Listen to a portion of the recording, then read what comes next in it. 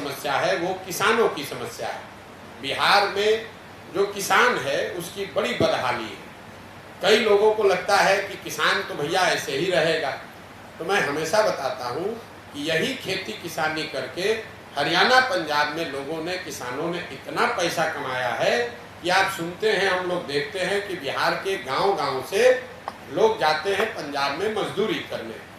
तो ऐसा क्या अलग है पंजाब की खेती में और बिहार की खेती में कि वहाँ के लोग खेती से पैसा कमा रहे हैं और हम लोग यहाँ खेती करने वाले लोग के खाने के लाले पड़े हैं। उसके मूल में 3 बातें।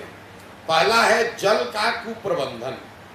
यहाँ जो जल का संसाधन है, जो पानी की व्यवस्था है, वो इतना उसकी अव्यवस्था है। यहाँ पर हम लोग जब पानी की बात करते हैं तो लोग समझते हैं बाढ़ की बात है। मैं आपको बता रहा हूँ, बाढ़ एकमात्र कारण नहीं है जल कुप्रबंधन के लिए। बाढ़ से बिहार में करीब करीब 40 से 50% कृषि योग्य जमीन प्रभावित होती है। बाकी बचे जो 50% जमीन है उसमें करीब करीब आधी जमीन, मतलब पूरे बिहार के एग्रीकल्चर की करीब 1/3 जमीन जल जमाव से प्रभावित है। ये आप बात को समझिए।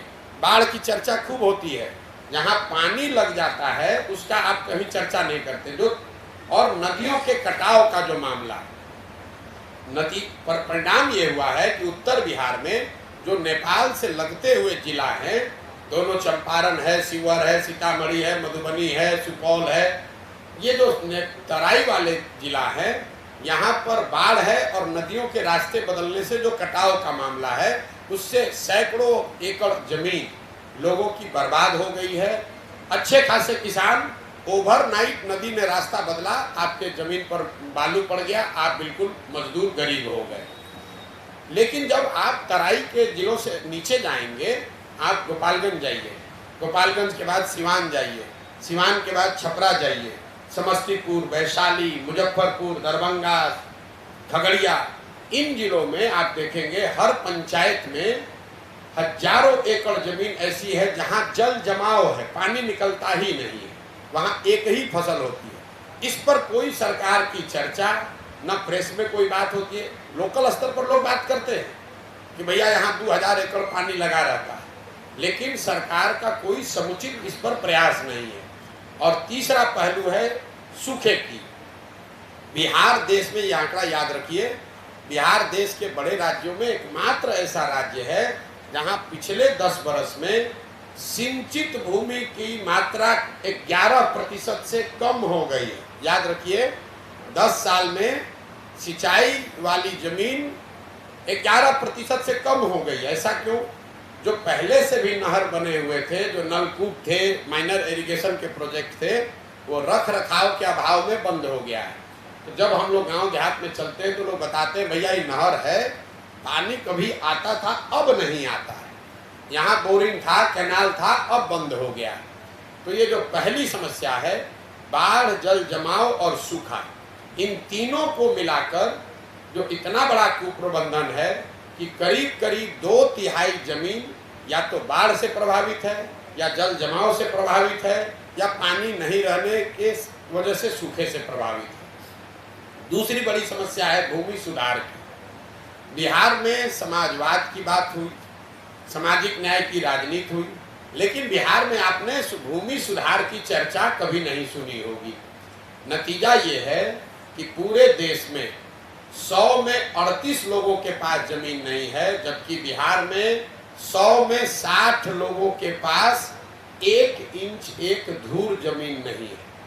याद रखिए, 100 में 60 लोगों के पास बिहार में जमीन नहीं है। हजारों एकड़ जमीन ऐसी है जिसका मालिकाना हक भूमि सुधार लागू नहीं होने की वजह से डिस्प्यूटेड है। आप किसी भी कोर्ट कचहरी में चले जाइए, करीब करीब 1/3 केस कोर्ट में जमीनों के मालिकाना हक को लेकर जुड़ा हुआ है। तो जब जमीनों का मालिकाना हक क्लियर ही नहीं है, इसीलिए आपको दिखता है कि उनकी प्रोडक्टिविटी कम है, उसमें आप इन्वेस्टमेंट नहीं कर सकते हैं। दूसरा जो इससे जुड़ा हुआ भ्रष्टाचार है, आपको रसीद कटाना है, दाखिल खारिज कराना है, 2000, 5000, 10,000, 20,000 रुपया दीजिएगा तभी काम होगा। पूरा ये जो भूमि राजस्व का मामला है, ये अंचलाधिकारी उसके नीचे प्रखंडों में 1-2 कर्मचारी और 4-5 दलाल, जिसको अटर्नी कहते हैं, इन्हीं के कंधों पर है। यही लोग रजिस्टर 2 मेंटेन करता है, यही आपको जमीन का मालिक बनाता है, यही आपके जमीन पर डिस्प्यूट खड़ा करता है और यही आपसे पैसा कमाता है। बिहार में सबसे जरूरी है भूमि सुधार, भूमि का नाप फिर से किया जाए, भूमि का मालिकाना हक तय किया जाए।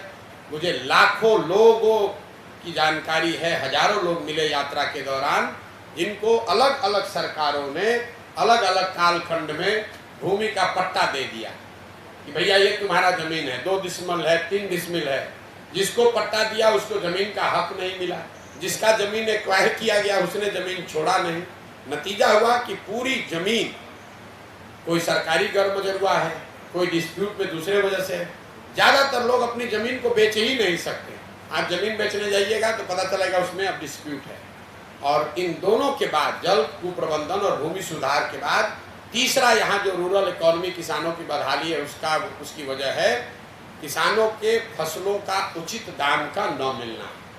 मैं 2 साल से पैदल चल रहा हूँ, मुझे कोई भी परिवार, कोई भी किसान ऐसा नहीं मिला जो यहाँ धान को उचित MSP पर बेचा हो। यहाँ पैक्स की व्यवस्था, कोऑपरेटिव की व्यवस्था, मंडी की व्यवस्था पूरी तरीके से खत्म है। एक आंकड़ा फिर आपको दूंगा, याद रखिए। हम लोग कहते हैं पंजाब में किसान बड़ा धनी है।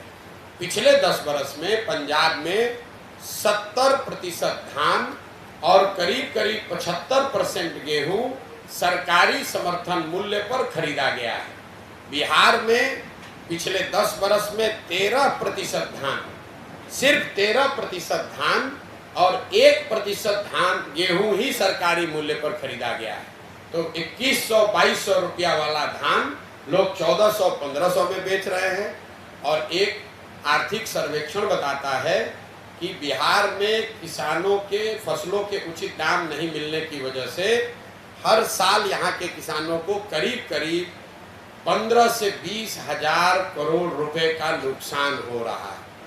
15 से 20 हजार करोड़ रुपए का नुकसान हर साल इसलिए हो रहा है कि सारी तकलीफ, बाढ़, सूखे, जल जमाव के बाद जो फसल आप उपजा रहे हैं उसका आपको दाम नहीं मिल रहा है।